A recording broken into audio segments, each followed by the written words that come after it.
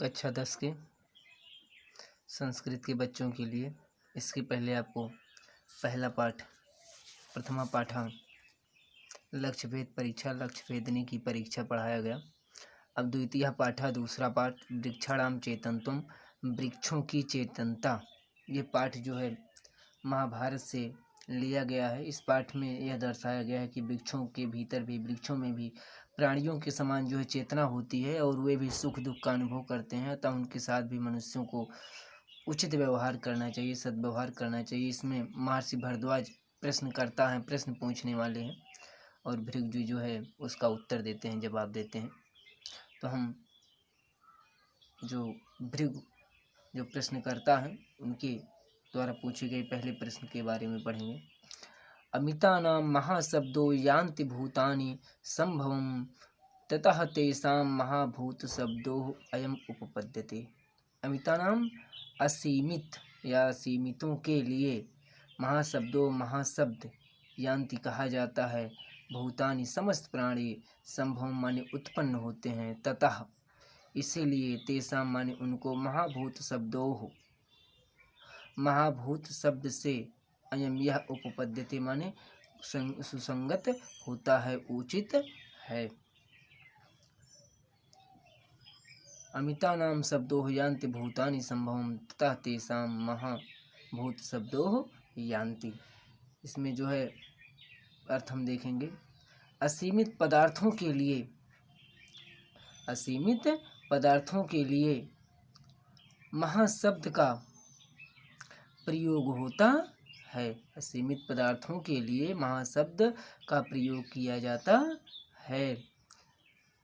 इनसे भूतानि संभवम, इनसे भौतिक पदार्थ उत्पन्न होते हैं या इनसे समस्त प्राणी उत्पन्न होते हैं। ततः तेषाम इसी कारण तेषाम इन पदार्थों के लिए महाभूत शब्दों अयम उपपद्यते, इसीलिए इन्हें या इन पदार्थों के लिए महाशब्द का प्रयोग करना उपयुक्त है, उचित है। सीमित पदार्थों को या सीमित पदार्थों के लिए महाशब्द का प्रयोग किया जाता है। इनसे समस्त पदार्थ भौतिक पदार्थ उत्पन्न होते हैं या इनसे समस्त जो है प्राणी उत्पन्न होते हैं, इसीलिए उन्हें महाशब्द कहना उचित है, उपयुक्त लगता है। दूसरा श्लोक। चेष्टा वायु खम आकाशम उष्मा अग्नि सलिलम द्रवः पृथ्वी चात्र संघातः शरीरम पंचभौतिकम। चेष्टा माने गतिशीलता, चेष्टा माने गति का होना, गतिशीलता। वायु से। खम का मतलब होता है खोखलापन। आकाशम आकाश से, ऊष्मा गर्मी, अग्नि से, सलिलम जल से, द्रवः द्रव तरल पदार्थ, पृथ्वी का मतलब पृथ्वी ही होता है। चा और अत्र यहाँ संघातः ठोसपन कठोरता, शरीरम शरीर, पंच भौतिकम पांच तत्वों से पांच पदार्थों से निर्मित है। देखेंगे। चेष्टा वायु भृगु जी कहते हैं कि चेष्टा वायु इस शरीर में गति का होना वायु, खम आकाशम खोखलापन आकाश से, और ऊष्मा अग्नि और ऊष्मा गर्मी अग्नि का रूप है।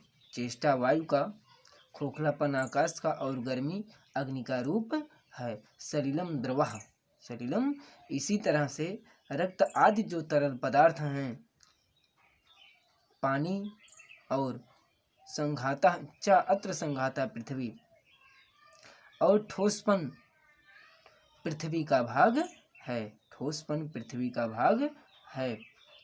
शरीरम पंच भौतिकम, इस प्रकार इस समूह से निर्मित यह शरीर पंच महाभूतों से बना है, या इस प्रकार यह शरीर पंच महाभूतों से निर्मित है। पुनः देख लीजिए।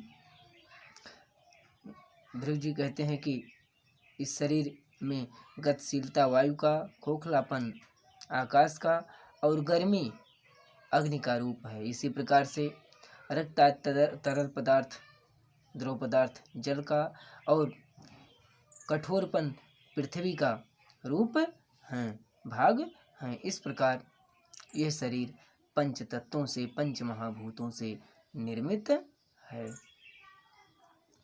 इत्येतैः पंचभिः भूतैः युक्तम् स्थावर जंगमं श्रुतं घ्राणं रसः स्पर्शो दृष्टिः च इंद्रिये संगीता।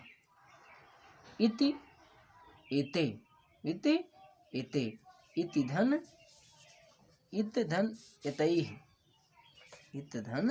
यतैः रूप बनेगा।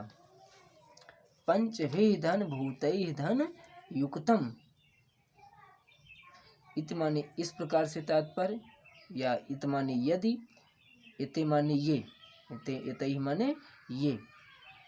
पंचभिः पांच, भूतैः भूतों से, तत्वों से, युक्तम माने युक्त, स्थावर जंगमम, स्थावर माने जड़, जंगमम माने चेतन।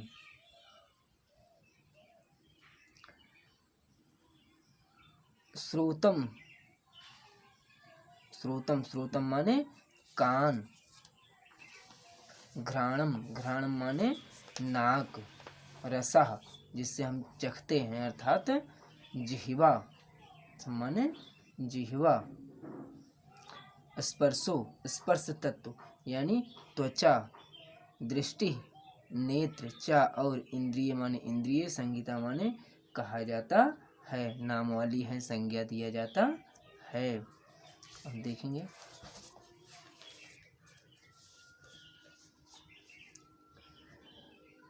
एते पंचभिः भूतैः युक्ता स्थावर जंगमः। इस प्रकार इन पंच महाभूतों से, पंचभूतों से युक्त जड़ और चेतन रूप संसार है।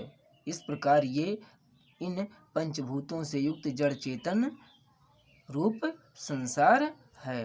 कान, नाक, रसना यानी जिह्वा, स्पर्श यानी त्वचा और दृष्टि, ये पांचों इंद्रिय नाम से जानी जाती है, या इन पांचों को पंचेंद्रिय या इंद्रिय कहा जाता है।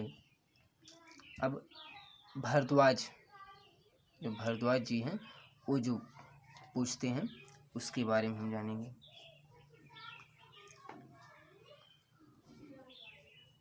क्योंकि भारद्वाज को संदेह होता है इन पांच तत्वों से निर्मित होने पर, इसीलिए वो पूछते हैं। पंचभिः यदि भूतैः तु युक्ताः स्थावर जंगमाः स्थावराणां न दृश्यन्ते शरीरे पंचधातवः। भारद्वाज माने भारद्वाज, वाच माने कहते हैं, भारद्वाज कहते हैं पंचभिः माने पांच, यदि भूतैः भूतों से, तत्वों से, तू माने तो, युक्ता माने युक्त है, स्थावर जंगमा जड़ और चेतन, स्थावराणाम यानी जड़ वृक्षों में, न दृश्यन्ते नहीं दिखाई देता है, शरीर शरीर में, पंच धातु पांचों धातुएं। भारद्वाज जी कहते हैं यदि ये जड़ और चेतन, यदि ये जड़ और चेतन पांच तत्वों से युक्त होते हैं तो, यदि ये जड़ और चेतन पांच तत्वों से युक्त हैं तो, स्थावराणाम शरीरे पंच धातुः न दृश्यन्ते, तो जड़ वृक्षों के शरीर में पंच धातुएं क्यों नहीं हैं, या पंच धातुएं क्यों नहीं दिखाई देती हैं। अतः वृक्षों में चेतना शक्ति का अभाव है। यदि जड़ और चेतन सभी पंच महाभूतों से युक्त हैं तो जड़ वृक्षों के शरीर में पंच धातुएं, जड़ वृक्षों के शरीर में ये पंच धातुएं क्यों नहीं दिखाई देती हैं। अतः इन पंच धातुओं के न दिखाई देने के कारण ये चेतना शक्ति से रहित हैं, या इन वृक्षों में चेतना शक्ति का अभाव है। अगला श्लोक, अनुस्माणाम चेष्टानाम घनानाम चैव तत्वतः वृक्षाणाम नोपलभ्यन्ते शरीरे पंचधातुः। अनुस्माणाम, अनुस्माणाम माने उष्मा रहित, अनुस्माणाम माने उष्मा गर्मी रहित। चेष्टाणाम अचेष्टाणाम माने गति रहित। घनानाम माने ठोस रूप। च और एव ही तत्वतः, तत्वतः माने वास्तविक रूप में या वास्तव में। वृक्षाणाम वृक्षों में। नोपलभ्यन्ते नहीं उपलब्ध होता है। शरीर शरीर में। पंच धातु 5 धातुएं। भारद्वाज जी कहते हैं कि उष्मा रहित, चेष्टा रहित और ठोस रूप वृक्षों के शरीर में, वृक्षों के शरीर में उष्मा रहित, गर्मी रहित और चेष्टा रहित, गति रहित ठोस वृक्षों के शरीर में वास्तव में पंच धातुएं नहीं होती हैं। पंच धातुएं, पंच तत्व नहीं पाए जाते हैं। उष्मा रहित, गति रहित और गति रहित ठोस वृक्षों के शरीर में वास्तव में ये पांचों धातुएं नहीं होती हैं, नहीं पाई जाती हैं। अगला जो इनका संदेह है,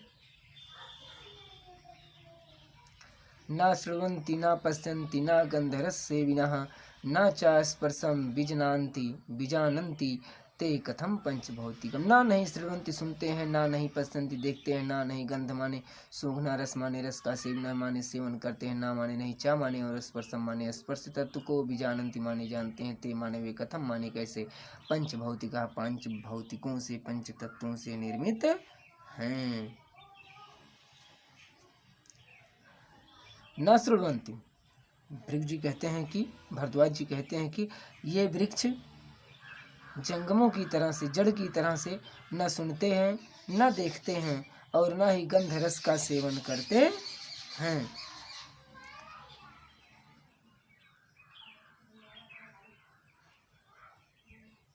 न च स्पर्श विजानन्ति और न ही स्पर्श तत्व को जानते हैं। ते कथम पंचभौतिका, तो वे पंचभौतिकों से कैसे बने हैं। ये वृक्ष जड़ की तरह से, ये जड़ वृक्ष ना सुनते हैं, ना देखते हैं, ना गंध रस का सेवन करते हैं और न ही स्पर्श तत्व को ही जानते हैं, तो ये पंच भौतिकों से कैसे निर्मित हैं। अब 7वां श्लोक। आद्रवत्वात् आग्नित्वात् आभूमित्वात् वायुतः अवायुतः आकाशस्य अपरिमेयत्वात् वृक्षाणाम नास्ति भौतिकम। आद्रवत्वात् द्रव रूप न होने के कारण, अग्नित्वात् अग्नि का रूप न होने के कारण, अग्नि का रूप न होने के कारण, अभूमित्वात् भूमि का अंश, भूमि का भाग न होने के कारण, अवायुतः वायु रूप न होने के कारण, आकाशस्य आकाश में अप्रमेयत्वात् ज्ञायत्व न होने के कारण, आकाश में आकाशस्य अप्रमेयत्वात् आकाश में ज्ञेयत्व ज्ञात न होने के कारण, वृक्षाणाम वृक्षों में नास्ति नहीं है, भौतिकम माने पंच तत्व। अद्रवत्वात् वृक्षों में, द्रव यानी वृक्षों के लिए रुधिर, मानव के लिए रुधिर द्रव से तात्पर्य। अद्रवत्वात् वृक्षों के रुधिर आदि के अभाव में, वृक्षों के या वृक्षों में रुधिर आदि के अभाव में, द्रव रूप न होने के कारण, अग्नित्वात् अग्नि रूप न होने के कारण, अभूमित्वात् भूमि रूप के न होने के कारण, अवायुतः और भूमि का भाग, भूमि का अंश न होने के कारण या न होने के कारण या न होने से, और आकाशस्य अप्रमेयत्वात् और आकाश के ज्ञायत्व यानी आकाश का अंश न होने के कारण, आकाश का रूप न होने के कारण, वृक्षाणाम नास्ति भौतिकाः उनका रूप पंच यानी वृक्षों का रूप पंच भौतिकों से नहीं बना है।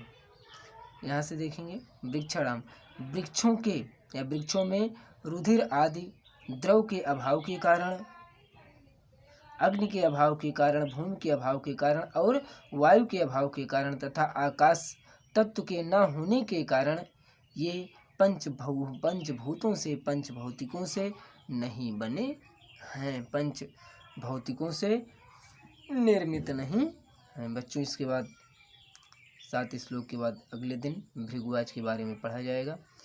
आज बस यहीं तक।